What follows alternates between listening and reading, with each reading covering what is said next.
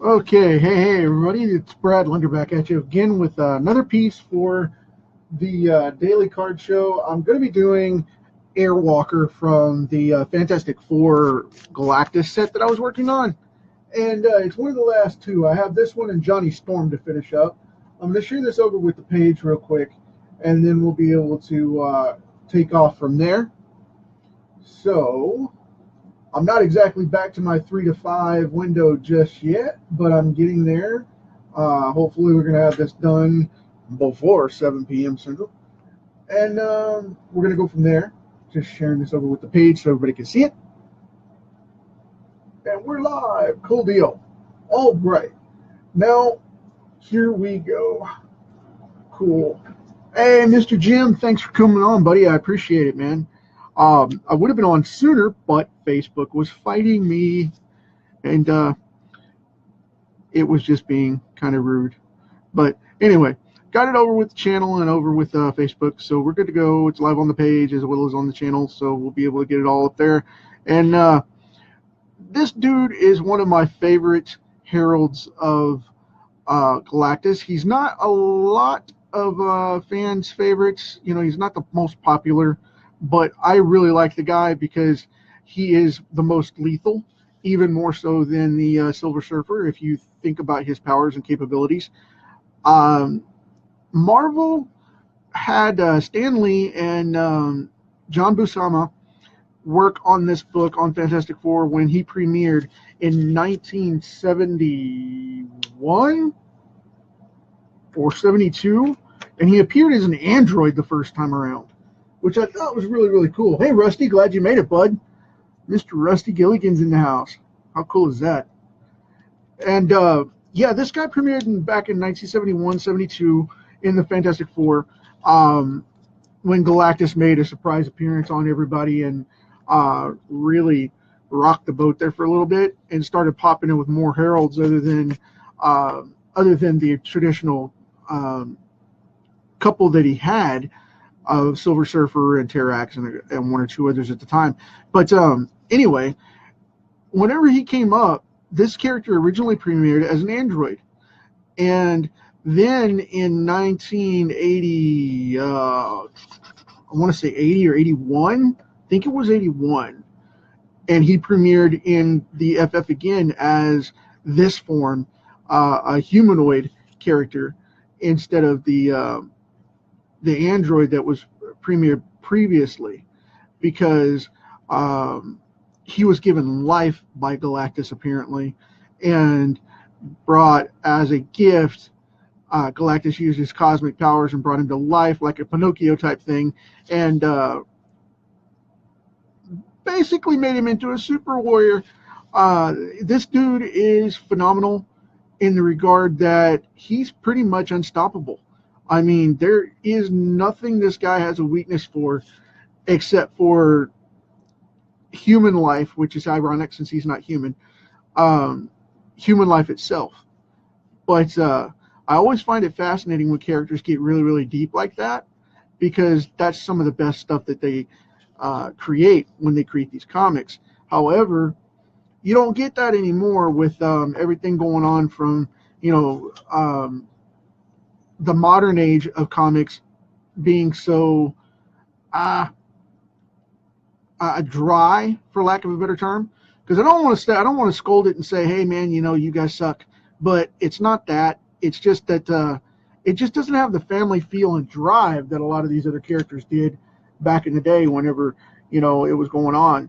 I'm going to use a Sharpie for this red here because I want it to contrast the fire and the flame in the back, and I want it to look dulled down a little bit like fabric. So we're going to go that route. And yes, this one's bleeding, unfortunately.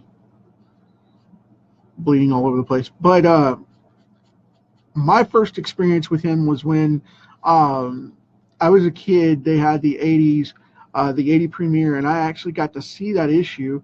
I can't remember what issue it was, but when he appeared as a human, I remember everybody at the comic shop, all the adults, the guys around, because I was only 5 or 6 at the time, and I remember the older guys hanging out in the shop, freaking out about this thing coming up, and how they made this humanoid character, and Stan Lee just lost his marbles and whatnot, and I found it really, really cool. I don't know if I don't know of anybody in the Marvel Universe that can stop this guy.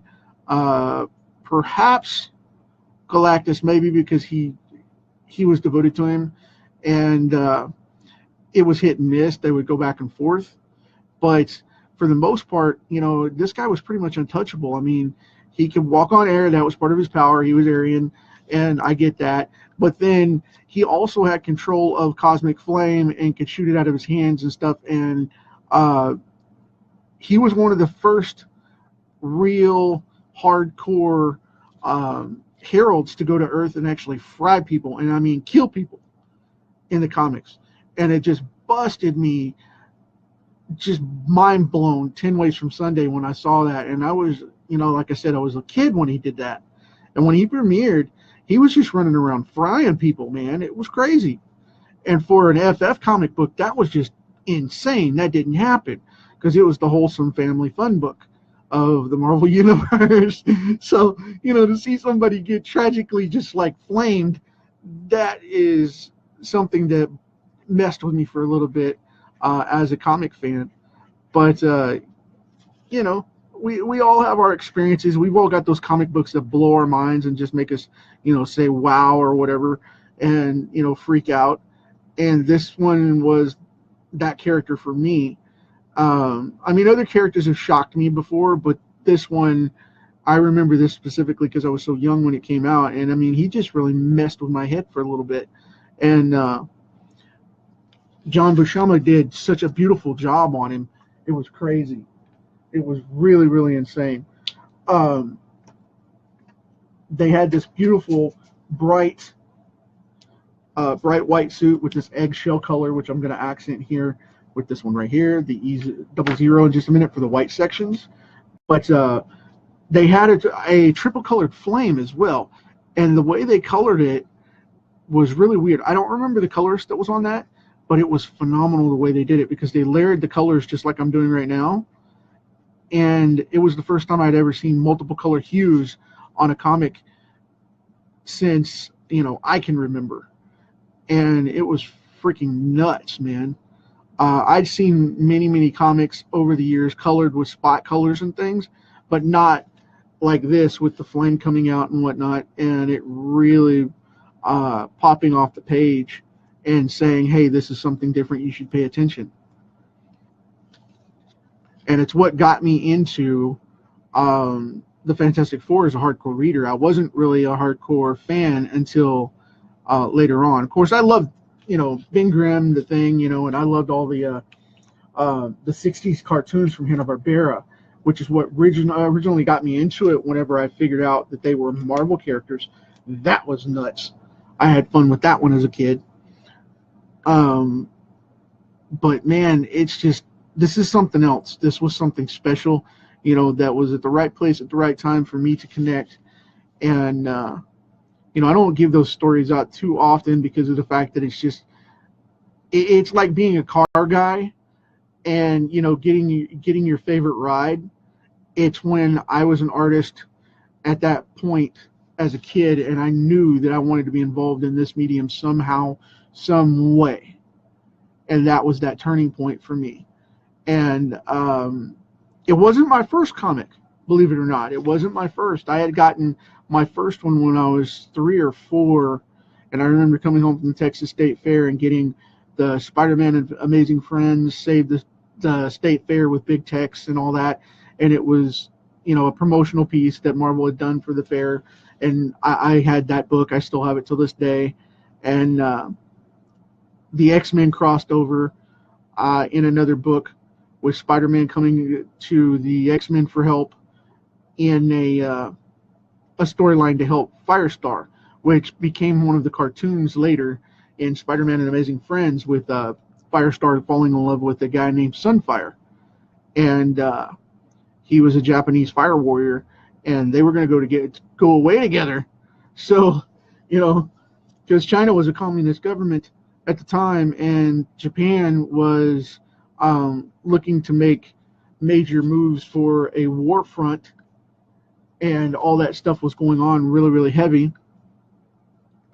And there's political movements and stuff and everything. Marvel always responded to political stuff um, deeply in story, and I do give them credit for that one because that was a Stan Lee thing. He was always reading the newspaper and watching the news and stuff for the latest stories, and he was notoriously doing that.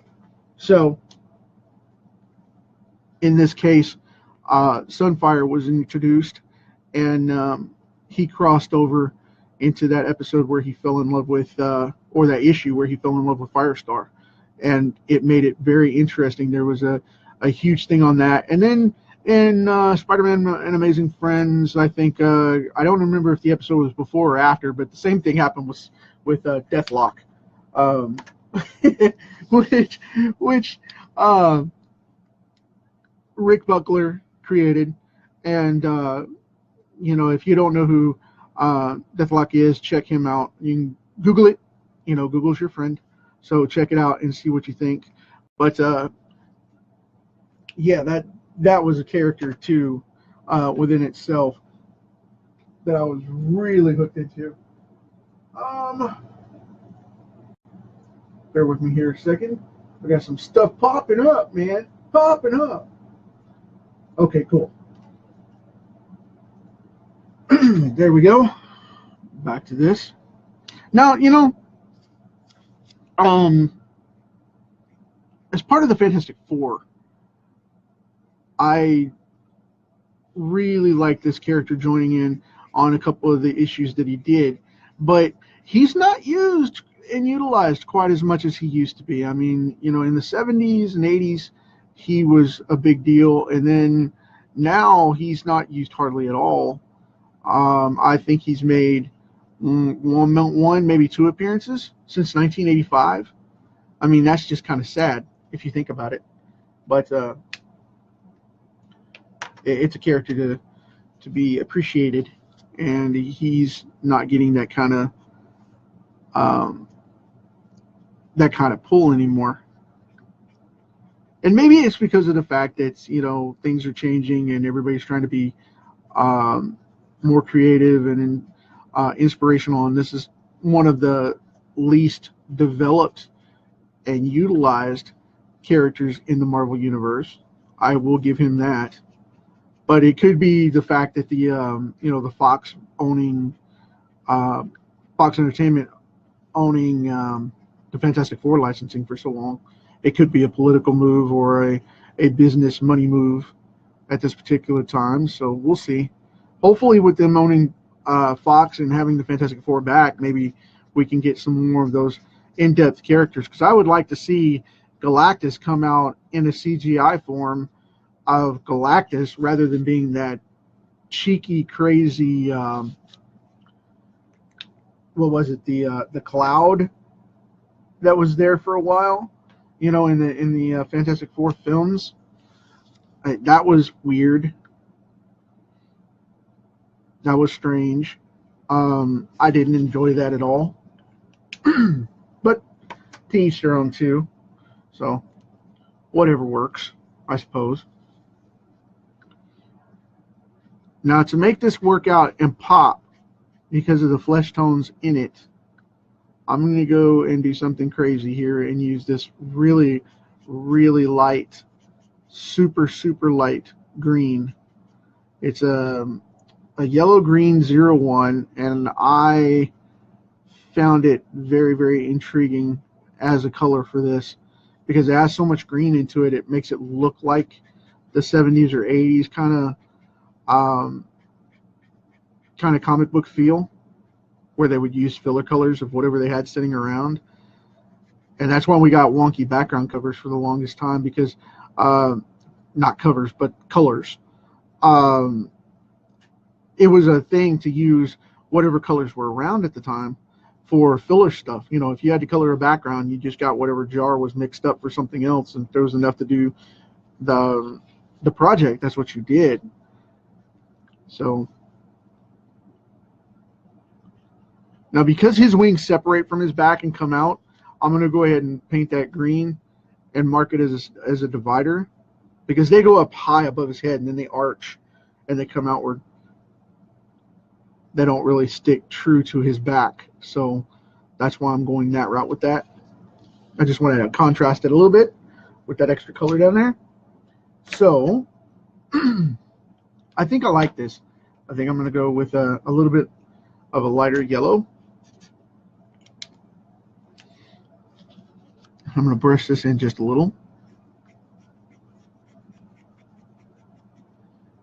Kind of making it a little bit of a psychedelic type of thing. Just kind of smudging that around a little bit to add some contrast. I like it. I like it.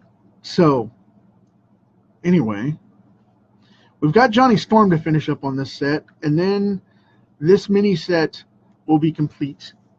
Because Galactus is already colored and all of that, and Johnny is the last one for that. So that will be in the sketchbook as a mini collection, and it'll be nice and awesome. It'll be fun. But anyway, I'm trying to see if I want to do anything else here with this and light it up or not. I think I'm going to leave it alone, and we'll go from there.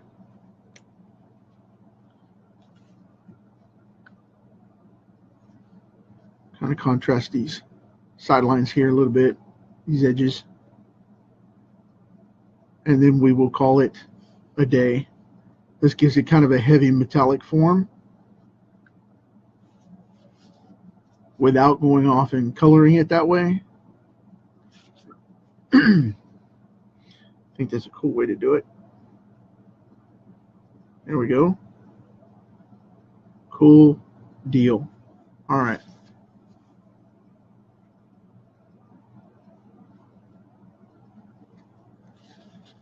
Yeah, cool. I like that.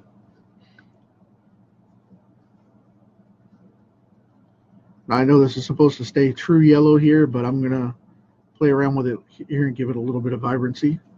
I just like the look of that.